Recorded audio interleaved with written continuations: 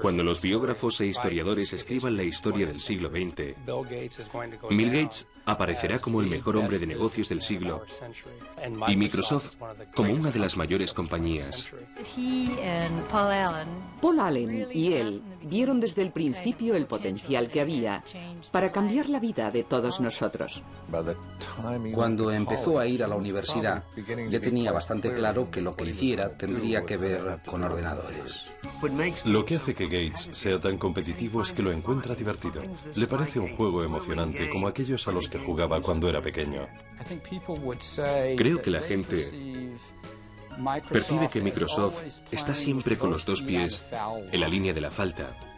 No hay duda de que dentro de 100 años se hablará de él como una persona que transformó una era, igual que hoy se habla de Rockefeller y Carnegie, personas que también transformaron una era. Bill Gates.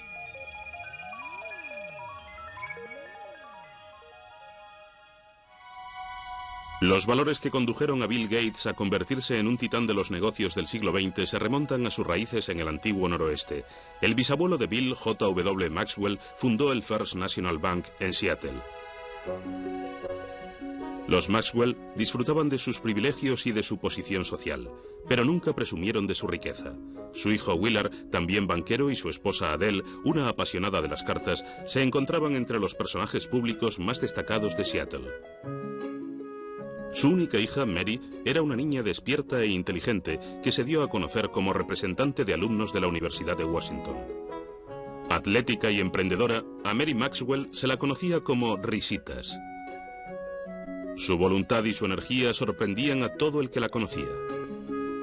Hay gente que tiende a estar siempre en el centro de la acción. Mary estaba siempre en el centro de la acción. Mary era sincera, decidida, encantadora e increíblemente enérgica. Fue en la universidad donde Mary Maxwell conoció y se enamoró de un joven erudito, Bill Gates Jr., quien se convertiría en uno de los abogados más destacados de Seattle. Cuando Bill y Mary se casaron en 1951, ella decidió dejar su trabajo como profesora para formar una familia y dedicar su tiempo a obras benéficas.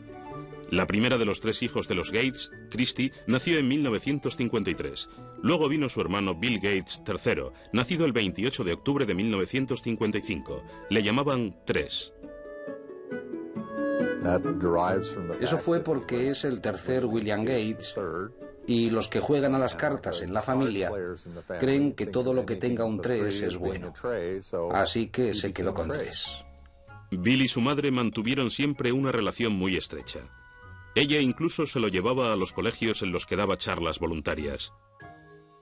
No quedaba mucho para que el precoz de Bill leyera la World Book Enciclopedia de la A a la Z.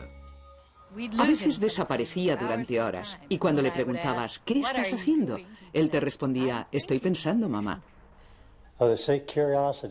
Dicen que la curiosidad mató al gato, pero no a Bill. Bill era curioso. Siempre estaba dispuesto a aprender, animado por sus padres. Los Gates apreciaban la competitividad y el joven Bill Gates le encantaba probar su habilidad tanto en actividades al aire libre como en juegos de interior. Entre sus juegos de mesa favoritos estaban Riesgo, donde el objetivo es dominar el mundo, y el eterno Monopoly, donde con algo de suerte cualquiera puede convertirse en un magnate. Le gustaba competir jugando a las cartas con su hermana, resolviendo rompecabezas, esquiando, haciendo vela, en cualquier cosa. Quería hacerlo todo bien, tan bien como cualquiera de las personas que estuvieran con él. Todos los veranos los Gates iban a un lugar llamado Chirio en el Canal Hood. Allí Bill, junto con su hermana pequeña Libby y el resto de la familia, se reunían con unos amigos y organizaban sus propios Juegos Olímpicos. Si pasabas un par de días con ellos, volvías agotado de tanto juego y tanta actividad. Era una situación muy animada.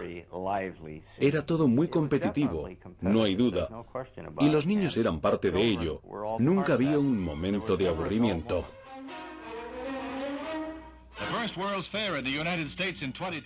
Cuando se inauguró la Expo de Seattle en 1962, los Gates se apresuraron a ver las maravillas que predecían para el siglo XXI, tecnología informática incluida. A menudo Bill volvía a visitar las exposiciones de alta tecnología. Ya estaba claro que tenía una habilidad innata para las matemáticas y las ciencias. Sin embargo, Bill se estaba volviendo algo individualista y mostraba signos de rebeldía preadolescente que le hacían discutir con su madre. Mary y yo crecimos en el seno de dos familias muy estrictas, donde nuestros padres controlaban nuestra personalidad y nosotros simplemente seguimos la tradición. Este método no funcionaba con Bill, que a los 11 o los 12 años empezó a ser emocionalmente muy independiente. Estaba deseando aclarar sus ideas y averiguar lo que quería y lo que no quería hacer, y fue duro, sobre todo para Mary. Estaba bastante perdido. No se encontraba cómodo en la escuela. No estaba seguro de lo que quería hacer. Era obviamente inteligente y brillante, pero necesitaba ayuda. Recibió algunos consejos en esa época y experimentó un cambio en el colegio. Aunque creían en la educación pública, los padres de Bill pensaron que su hijo encontraría mejores consejos y más disciplina en Lakeside, la mejor escuela privada de Seattle para chicos de su edad. Solo aceptaban a los mejores alumnos, a los más brillantes, y Bill encajaba perfectamente en esa descripción. Allí empezó a transformarse, encontró nuevos amigos y clases más estimulantes. Era excelente en matemáticas. Lo hacía estupendamente en el escenario. Quiero decir que era fantástico en teatro. Le interesaba cualquier libro. No es que estuviera completamente centrado en las matemáticas y las ciencias. Tenía un amplio abanico de intereses. En 1969, cuando Bill empezó el instituto, el programa espacial de los Estados Unidos estaba en su punto álgido. En el mes de julio, la nave Apolo 11 llevó al hombre a la Luna.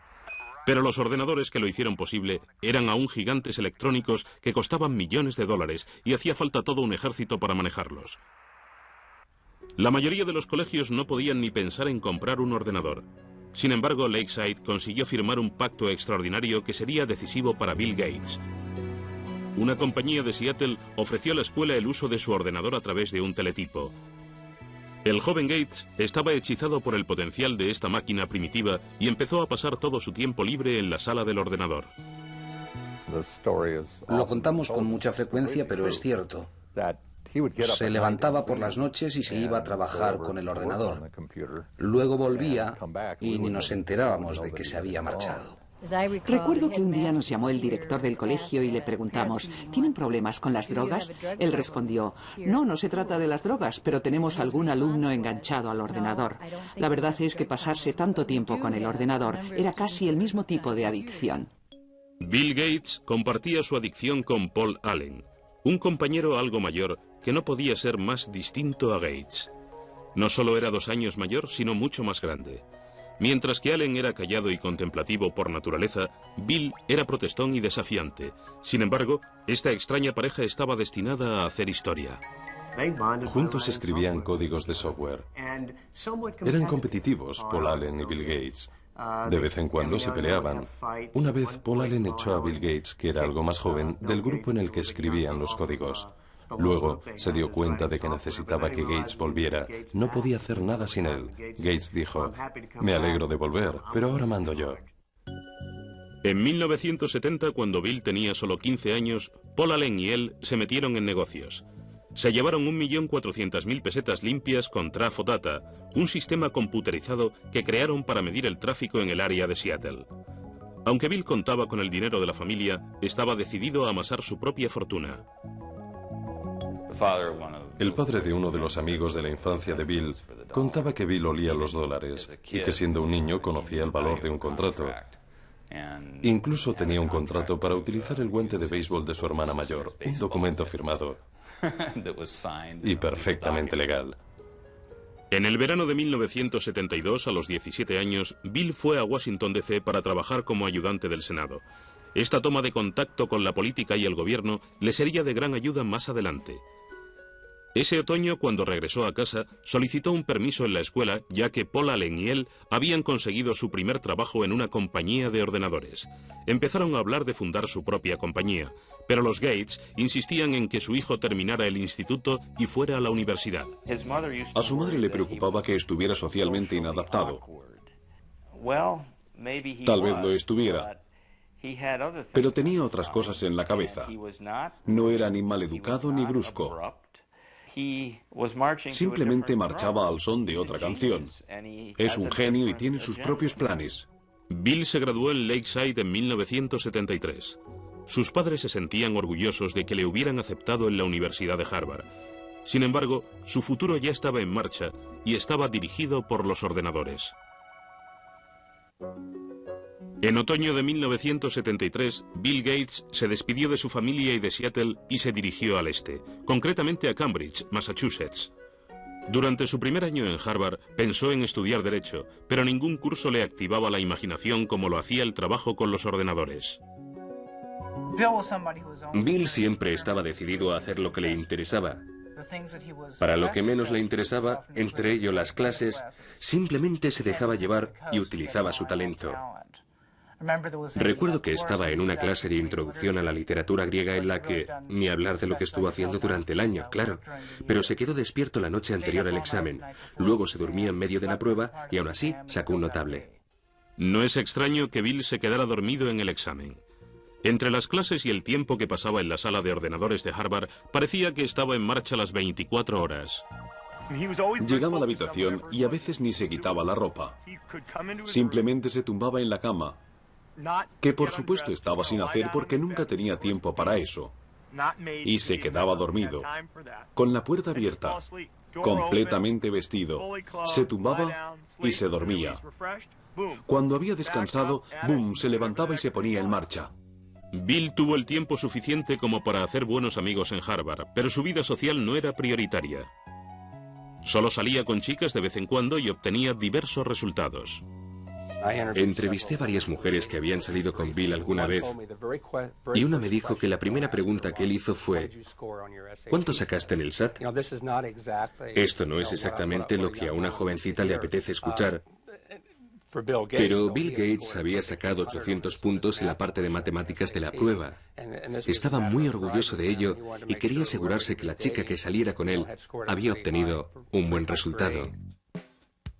Bill destacaba en matemáticas, pero cuando se dio cuenta de que no era el número uno en Harvard, decidió no hacerse matemático. Mientras seguía sin saber a qué dedicarse, continuó probando nuevas actividades fuera de la clase. Pasaba mucho tiempo jugando al pinball y a los videojuegos, sobre todo al póker.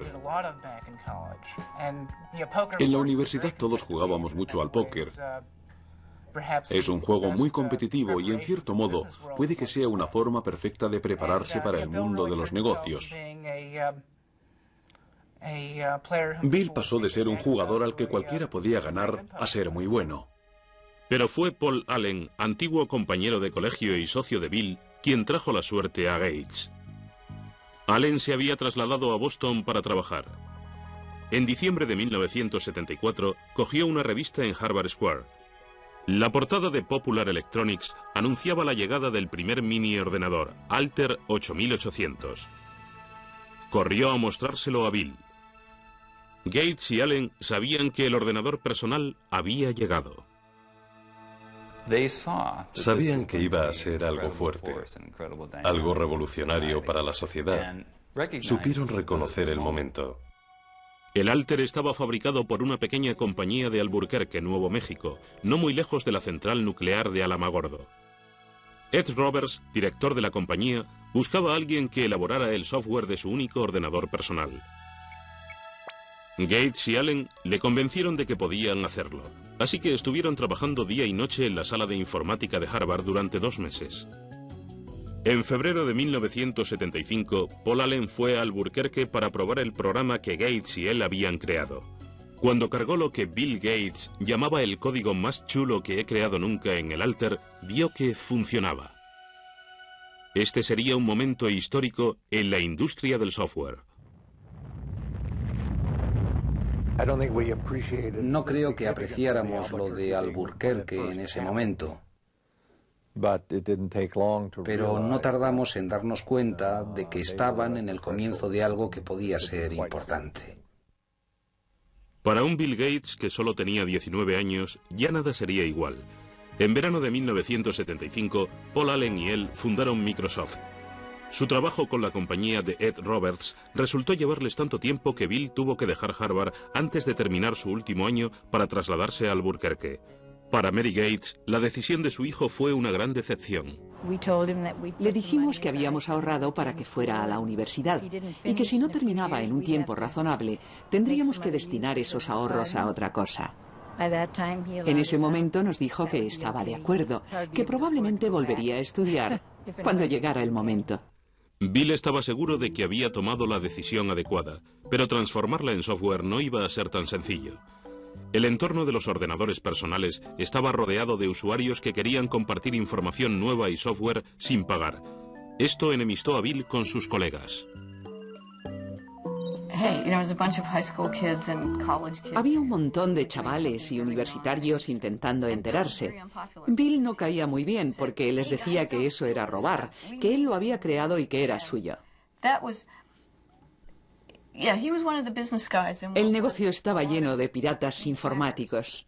De hecho, Gates escribió una carta a los aficionados a los ordenadores advirtiéndoles acerca de las consecuencias de copiar el programa de Microsoft. Empezaba: la mayoría robáis software. El hardware hay que comprarlo, pero el software se comparte. ¿A quién le importa si se paga o no a los que lo hicieron? ¿Os parece justo? Sin embargo, los que lo roben, al final perderán. Se le veía como una especie de renegado. La ética que prevalecía entonces era distinta. Pero creo que la industria del software no habría evolucionado como lo ha hecho sin alguien que estuviera ahí para decir lo que hacía falta. Bill también había tenido problemas con Ed Roberts, que le consideraba un mimado odioso. No estaban de acuerdo en casi nada, y Roberts era un magnífico adversario. Ed Roberts era un hombre bastante grande. Medía 1,80 m y pesaba 130 kilos. Y Bill Gates era... Vamos, había creado Microsoft con 19 años y parecía que tenía 13. Estaba empezando a salirle barba y ya se enfrentaba con Roberts cara a cara. El enfrentamiento final tuvo lugar en mayo de 1977, cuando Roberts vendió el negocio y Gates tuvo que demandarle para quedarse con el software que Paul Allen y él habían creado para la compañía. Gates ganó. Microsoft empezó a crear nuevos programas. Gates y Allen empezaron a vender sus productos a otras compañías informáticas. A finales de 1978, con unas ventas cercanas a los 80 millones de pesetas, trasladaron Microsoft de Albuquerque a Seattle. Bill se alegraba de haber vuelto y metió la quinta para promocionar la empresa en su ciudad. We always design with the future in mind. Our research people are always tracking the latest in hardware and software technology. El auténtico genio del marketing de Microsoft era Bill Gates. En los primeros momentos, era el quien salía a la calle para vender su compañía y su software. A menudo se llevaba a su madre en sus viajes. La madre de Bill, respetada y con buenos contactos, se convirtió en un personaje fundamental en la trayectoria profesional de su hijo. Mary trabajaba en varias corporaciones y en la Universidad de Washington. Estaba en la junta directiva de United Way. Además, conocía al director de IBM y así fue como su hijo conoció al director de IBM gracias a ella. En noviembre de 1980, IBM llamaba a la puerta de Microsoft. El mayor fabricante de ordenadores del mundo quería hablar con Gates y Allen acerca de un sistema operativo para su nueva línea de ordenadores personales. Desde la primera reunión, IBM captó mal a la persona con quien estaba negociando. Parecía un crío. Estaba delgadito. Llevaba una pelambrera algo informal. Y la gente no le tomaba como un hombre de negocios. Pero los jefazos de IBM pronto descubrieron que Gates no era un principiante. Les convenció de que Microsoft podía enviarle software nuevo. De este modo compró un sistema operativo ya existente y luego lo adaptó a los ordenadores de IBM. Lo llamó MS-2. Bill Gates, un hombre de negocios sagaz, sabía dónde encontrar un sistema operativo. Salió a la calle y a pocos kilómetros lo encontró por 800 millones de pesetas. Pero lo mejor fue que para desarrollar ese sistema operativo para IBM, querían comprar el código original de lo que les había dado los derechos sobre el sistema operativo, o lo que se dio a conocer como DOS. Pero Microsoft se negó a firmar. Al no tener los derechos sobre el sistema operativo, IBM tendría que pagar a Microsoft por cada copia de DOS que instalara en sus ordenadores. IBM estaba a punto de perder su puesto en la lista de ventas. Mientras el resto de las compañías compraban ordenadores más baratos que los de IBM, Microsoft les vendía el mismo sistema operativo a todas. En ese momento se estaban fabricando muchos ordenadores. Me sorprendió que no sé quién ganará en el negocio del hardware, pero Microsoft tiene muchas posibilidades en el del software. Entre 1978 y 1981, el crecimiento de Microsoft fue espectacular. La plantilla pasó de 13 a 128 empleados. Los ingresos pasaron de 300 a 1.300 millones de pesetas de la noche a la mañana. En 1983, el software del 30% de los ordenadores personales del mundo era Microsoft. Bill Gates nunca apartó la vista de la base de todo. Nunca volaba en primera a menos que fuera absolutamente necesario. A menudo viajaba en autobús y se ponía una manta por la cabeza para poder dormir. Sus padres le habían educado en el valor del dinero y del trabajo, y esto se reflejaba no solo en cómo llevaba su vida, sino en cómo llevaba Microsoft. A principios de los 80, la industria pasaba por un momento importante, sobre todo para aquellos que aún no habían cumplido los 30. Microsoft empezó a trabajar con el software de compañías innovadoras como Apple y su gurú Steve Jobs. Muchos consideraban el Macintosh y su software lo más ingenioso del momento, el producto del futuro. To create a new standard, it takes something that's really new and really captures people's imagination. And the Macintosh, of all the machines I've ever seen, is the only one that meets that standard. Pero Microsoft y Apple no tardarían en iniciar una dura lucha por los derechos de la siguiente generación de programas de software. Bill Gates estaba a punto de recibir una noticia que haría que Microsoft se tambaleara.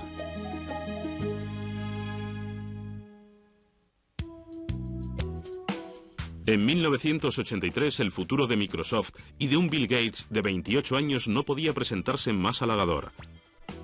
El negocio de los ordenadores estaba en alza y cada vez había más demanda de software. Bill Gates y Paul Allen se convertían en los reyes de la era de los ordenadores. Pero en medio del tranquilizador ascenso de la compañía, le sorprendió una terrible noticia. Paul Allen, amigo y compañero de Bill desde el instituto, sufría el mal de Hodgkin, un cáncer. Le dio a Bill una perspectiva que antes no tenía. Siempre fue muy decidido y muy exigente. Puede que esto le ayudara a comprender un poco mejor lo que pasan las personas con problemas de salud. La enfermedad de Allen remitió un año después, pero él nunca volvió a tomar parte en el día a día de Microsoft. Para dos hombres de 30 años que habían creado una compañía de importancia mundial y habían ganado millones, era el fin de una era. Creo que la historia demostrará que su relación era muy dinámica. A menudo les comparo con los Beatles, Lennon y McCartney.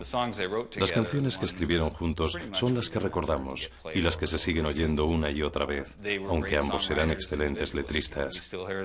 Aún escuchamos las canciones que escribieron cada uno por su cuenta, pero de algún modo juntos eran aún mejores. Lo mismo sucedía con Paul y Bill. En 1984, Bill Gates se había convertido en la única cara de Microsoft. En abril de ese mismo año, la revista Time le reconoció como el principal representante de una nueva generación de hombres de negocios, una que entendía de tuercas y tornillos, pero que conocía las estrategias corporativas. Al trabajar con Bill, ves que en cualquier reunión elabora un perfil de cada caso. ¿Qué pasa con esto? ¿Qué pasa con aquello y esto otro? Básicamente, crea en su cabeza una lista muy estructurada de todo lo que puede pasar y luego se dedica a resolverlo. A menudo Microsoft era como un campamento para estudiar matemáticas, donde el estilo exigente de gestión que proponía Gates mantenía vivo el proceso creativo y a menudo provocaba enfrentamientos serios. El Gates de la primera época lo rebatía todo. Para él todo era la idea más absurda que había oído jamás. En parte era para probarte. Era como, bien, si no estás de acuerdo, convénceme de que no es la idea más estúpida que he oído jamás. Para estar en lo más alto de una industria en continua evolución, había que tener ganas de luchar constantemente. Gates se rodeó de un equipo que compartía su ética profesional. Trabajamos para lanzar un nuevo producto de software. No queríamos quedarnos en Seattle. Miriam Lubaub, ayudante de Bill, cuenta la siguiente anécdota. Ella acababa de entrar en la compañía. Una mañana se encontró a un hombre durmiendo debajo de una mesa y resultó ser Bill. Miriam estuvo a punto de llamar a la policía. El esfuerzo se estaba viendo recompensado. Microsoft recaudó 22.400 millones de pesetas en 1985. Inevitablemente, el hecho de dirigir una compañía durante las 24 horas del día pasó factura a la vida social de Bill. Consiguió tener una novia formal, Jill Bennett. A ella le parecía difícil mantener una relación con alguien que era capaz de trabajar 3 días seguidos sin dormir. A veces se quedaba sentado en los escalones de la entrada, medio muerto. Hablaba con ella, pero mientras estaba pensando en software y haciendo alguna otra cosa más. Ella decía que era increíble verle. En el centro de este trepidante ritmo de vida se encontraba un nuevo producto. En 1986, Gates lanzó Windows, que se convertiría en la firma de la compañía. La crítica enseguida comentó que el uso del ratón y los iconos era más aburrido que el Macintosh de Apple, que se consideraba el sistema operativo más fácil de utilizar. If you know how to point, you already know how to use it. Macintosh, the computer for the rest of us.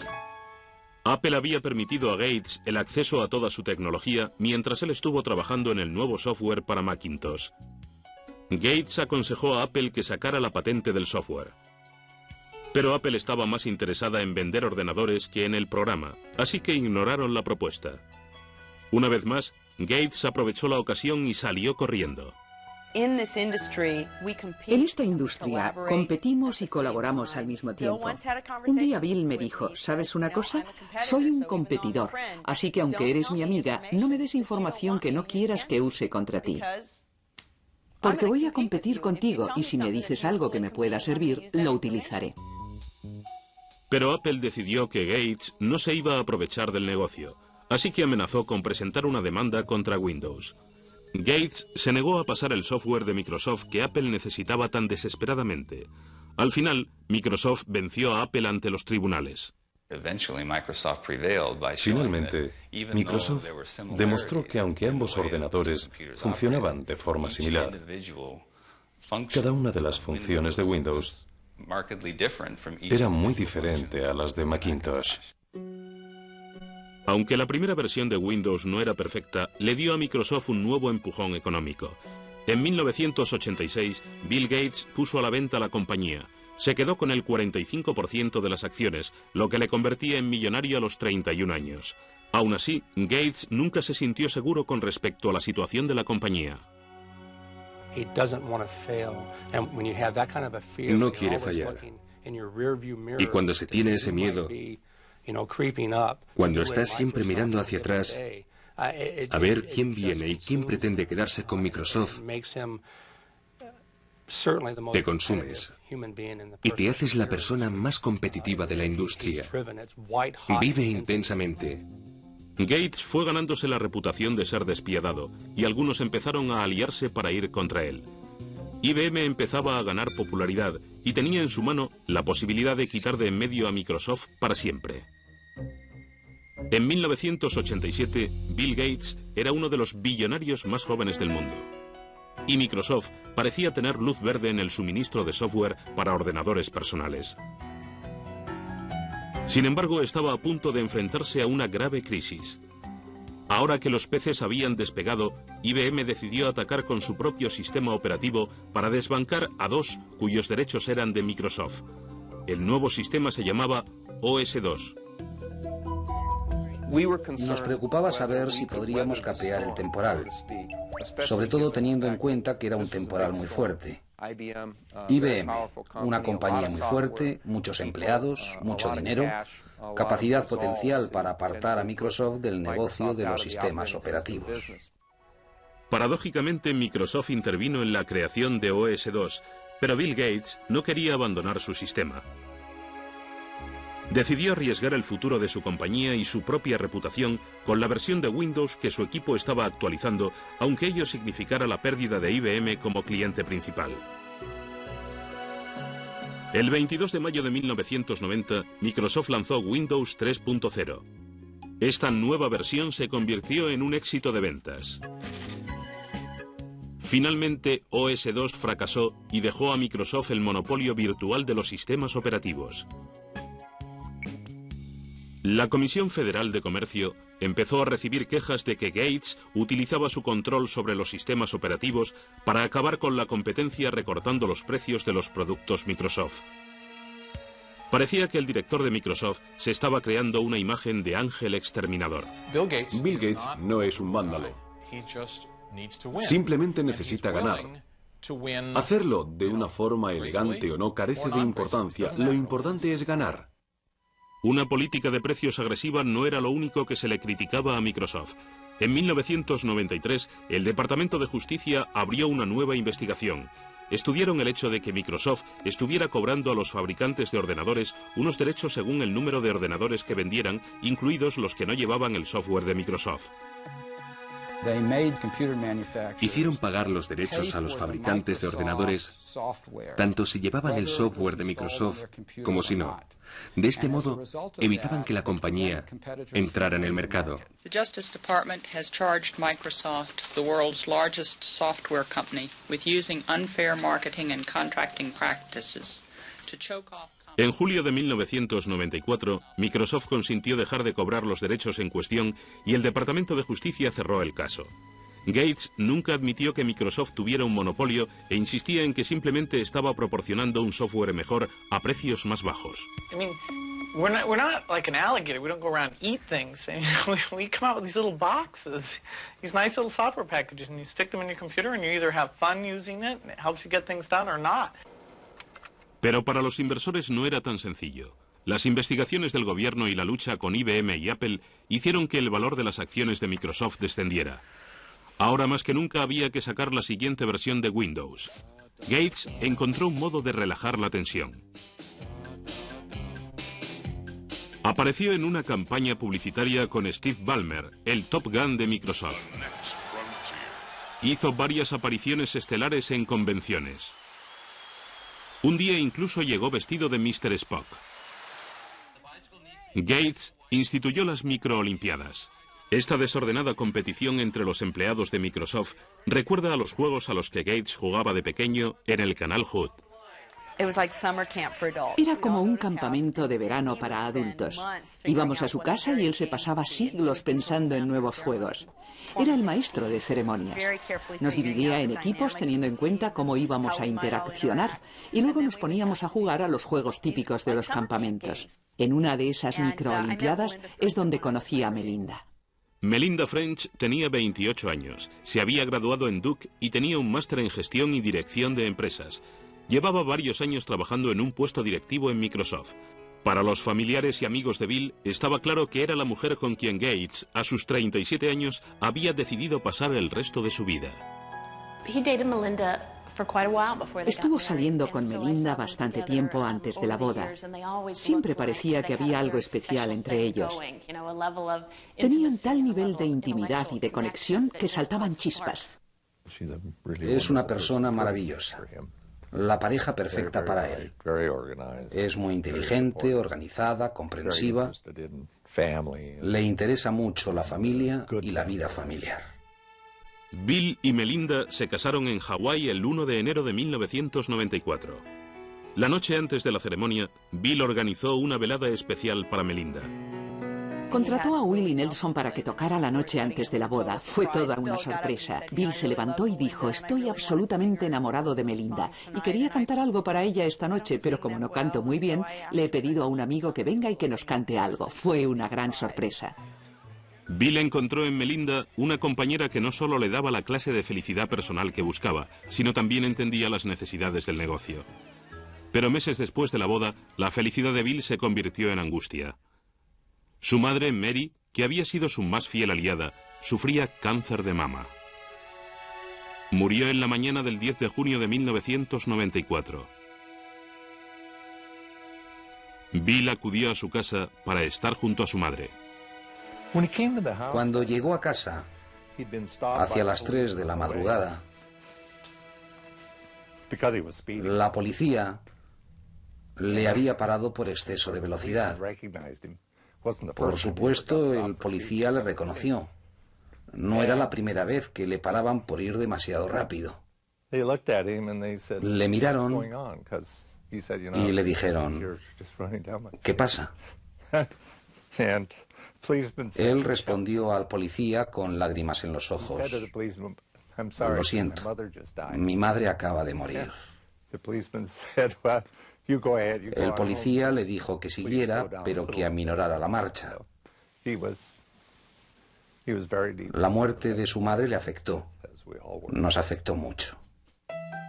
En los años siguientes, Bill continuó la creación de una asociación filantrópica destinada a proyectos educativos y de salud, desde donde lo había dejado su madre. Pero ni toda su riqueza ni todo su poder le protegerían de la crisis a la que se enfrentaría Microsoft. En 1995, Bill Gates, con 39 años de edad, se había hecho la vida de casado. Con su mujer Melinda, se tomó algún tiempo libre para explorar el mundo, desde África hasta China. Parecía que ahora sí, Bill Gates lo tenía todo. This is a man so successful, his chauffeur is Ross Perot, ladies and gentlemen. Please welcome Bill Gates and the Bill Gates Dancers. 1995 fue también un año sensacional para Microsoft. Windows 95 se lanzó a bombo y platillo. El show de Jay Leno iniciaba la campaña publicitaria del software. Windows 95 is so easy, even a talk show host can figure it out. Gates seguía siendo el mejor vendedor de Microsoft, pero de ahora en adelante el jefe no viviría solo para el negocio. El 26 de abril de 1996, Bill y Melinda daban la bienvenida a su primer hijo, una niña llamada Jennifer. Está encantado con la niña. Es maravilloso verle. Para mí, como padre, resulta muy gratificante ver que mi hijo siente por la niña lo mismo que sentía yo por él y sus hermanas. Es muy gratificante.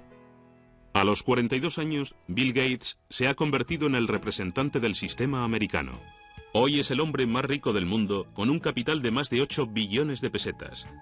Es miembro de un grupo de élite en el que se encuentra Bill Clinton, con quien comparte su pasión por el golf.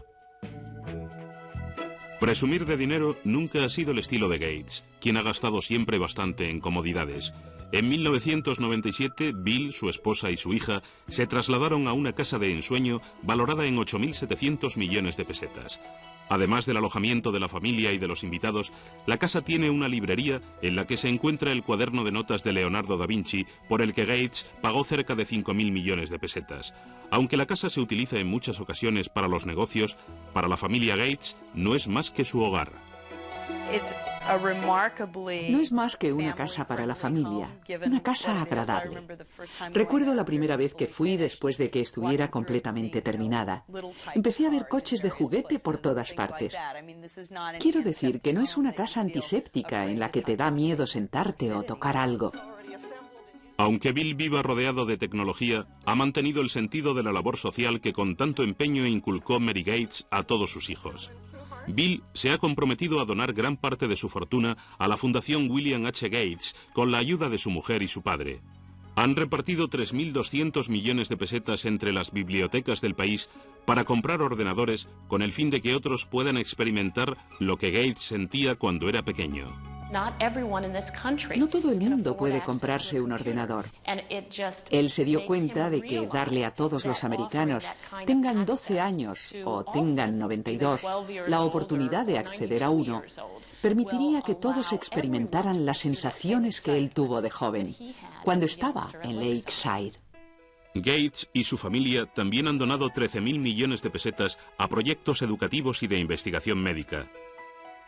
Aunque se le ha criticado por no emplear más tiempo y más dinero en la filantropía, a sus 42 años, Gates no está dispuesto a dejar el timón de Microsoft. La industria sigue evolucionando. Es un juego perfecto porque nunca termina. No puedes sentarte y relajarte. De hecho, en 1997, Gates se dio cuenta de que se estaba quedando atrás en el mercado de Internet. Una compañía llamada Netscape controlaba las ventas de los buscadores de Internet, el software necesario para acceder a los sitios de Internet. En cierto modo, creo que Internet le dio a Bill un nuevo impulso, porque se trataba de algo nuevo que conquistar. Gates decidió limar las diferencias con Netscape, incluyendo su buscador Explorer, con cada copia de Windows. Se trataba de un intento de eliminar a su rival. Si Microsoft decide desbancar a Netscape o a cualquier otra compañía, el consumidor no tendrá dónde elegir. Y si el consumidor no tiene dónde elegir, el mercado no puede funcionar. En las páginas de Internet, Gates aparece caricaturizado como un matón. Su compañía controla el 95% de los sistemas operativos de los PCs de todo el mundo y muchos usuarios creen que Gates no ha permitido que salgan al mercado productos mejores. En marzo del 98, el Senado en el que trabajara Gates de joven llamó al presidente de Microsoft. Una vez más estaba acusado de ejercer un monopolio y de utilizarlo de forma desleal. Microsoft has the power today to exercise predatory and exclusionary control over the very means by which we access this internet. It's a lot like General Motors having the ability to dictate what type of gasoline you put in your car or what interstate you can drive on or even how you get on the interstate. A pesar de las acusaciones, Gates estaba a punto de tomar una decisión importante. La orden de no entregar Internet Explorer con Windows 98 quedaba revocada. Pero Gates seguía en la boca del lobo. En mayo de 1998, el Departamento de Justicia y 20 estados interpusieron una demanda antimonopolista contra Microsoft. Llevaría años revelar los entresijos legales de este caso, aunque ya se han llevado a cabo las investigaciones pertinentes, lo cual ha pasado factura al joven presidente de Microsoft.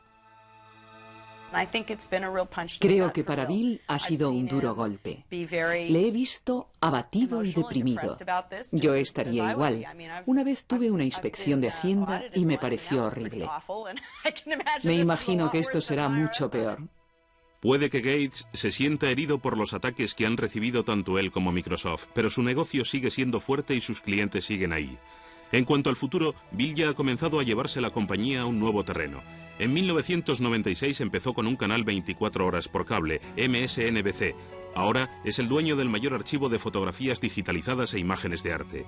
Gates también ha estado estudiando el uso de la informática en espectáculos en compañía de los grandes magnates de Hollywood como Steven Spielberg. Bill Gates sigue siendo el competidor que siempre ha sido, tanto si se le recuerda como un magnate que se dedicaba a robar, como si se le recuerda simplemente como el chico que construyó la mejor trampa para ratones. Nadie podrá negar el impacto que su vida ha tenido en nuestra era.